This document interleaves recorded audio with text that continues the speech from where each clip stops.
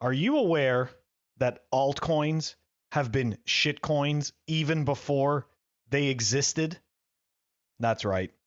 We found some really interesting historical information out of bitcointalk.org, a conversation with Gavin Andreessen. And you know what? We figured, why not? On the Pleb Underground, we love to dive in and find these little tidbits that kind of help everybody get to know Bitcoin a little bit better and hopefully get to understand this insane space. So, without further ado, let's dive into today's story. Here we go.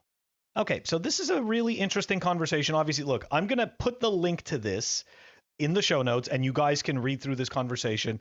This is a conversation between two fellow Bitcoiners at JBNY and at Simulex. I follow both of these people, and honestly, they're some of my favorite follows.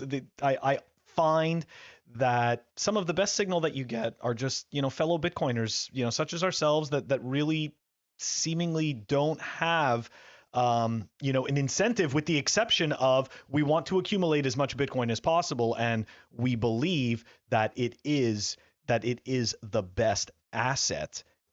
I'm going to call it a hybrid asset because I don't like the definition that we give to it. Anyways, that's going off into nowhere land.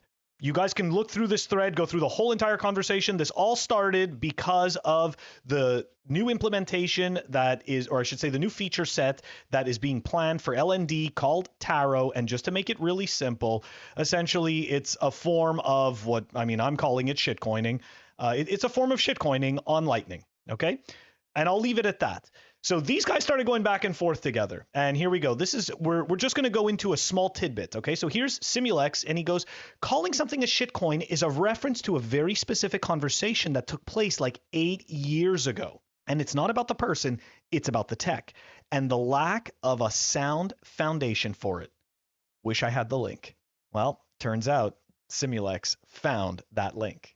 Here it is. Found the tweet from the original at Gavin Andreessen. Okay, and for the people who don't know who Gavin is, after Satoshi Nakamoto, I guess we'd say disappeared, Gavin Andreessen became the head maintainer for the Bitcoin Core repository.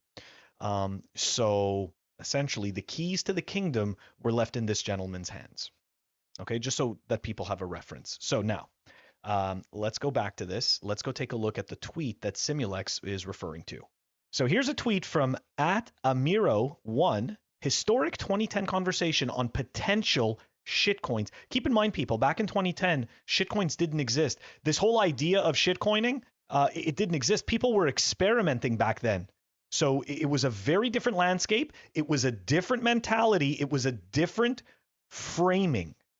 Anyways, historic 2010 discussion on potential shitcoins, scams, Ponzi's, and how people will lose lots of money buying into them. Probably the first reference to shitcoin in quote unquote crypto history. Solution is to be very careful with your Bitcoin. And look at the date. That is October 4th, 2019. Now let's go take a look at those tweets. Let's go take a look at those comments from the bitcointalk.org forum. Here we go. All right, here's our timestamp, November 8th, 2010, from Gavin Andreessen. If Bitcoin really takes off, I can see lots of get-rich-quick imitators coming on the scene. Gitcoin, Nitcoin, Witcoin, Titcoin, Shitcoin.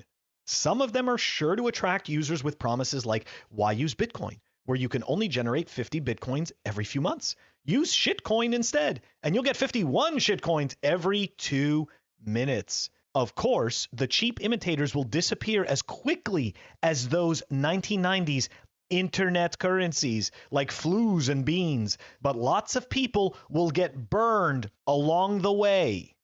All right, that's the first one. Next, also from Gavin Andreessen, November 8th, 2010.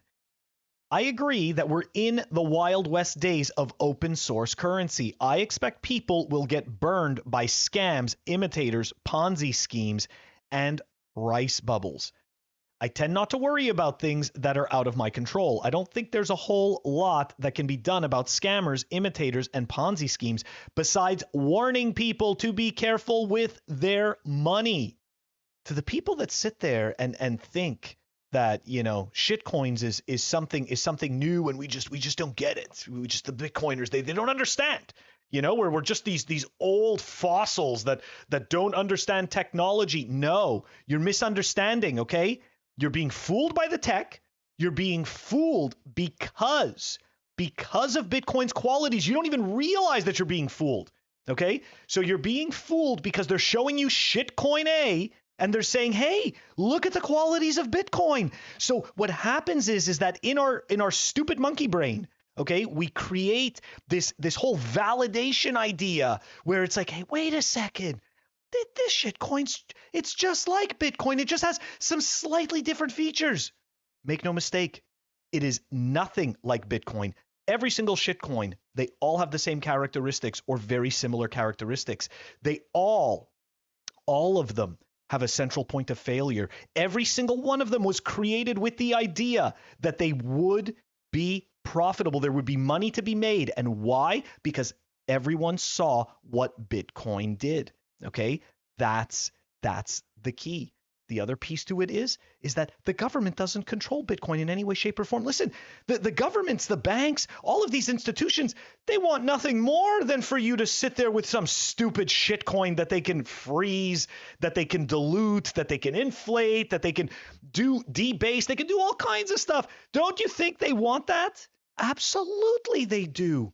It's up to you, it's up to me, it's up to us to be smart enough, to think critically enough, and to realize that Bitcoin is the only real game in town.